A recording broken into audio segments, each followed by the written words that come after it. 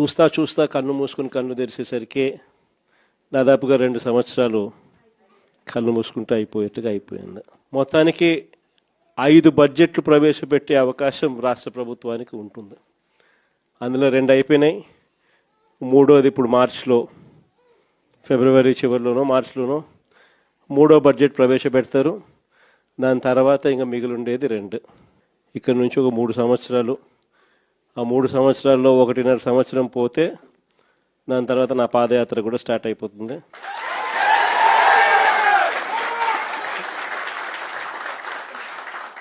దాని తర్వాత మరో 1.5 సంవత్సరం నేను కూడా ప్రజలతోనే రోడ్ల మీదే ప్రజల్లోనే మమేకమవుతూ ఆ ప్రయాణం కొనసాగుతుంది. ఇది మరీ ముఖ్యంగా ఎందుకు చెప్పాల్సి వస్తూ ఉంది అంటే, ఈరోజు పరిపాలన చాలా అంటే చాలా అన్యాయంగా జరుగుతూ ఉంది.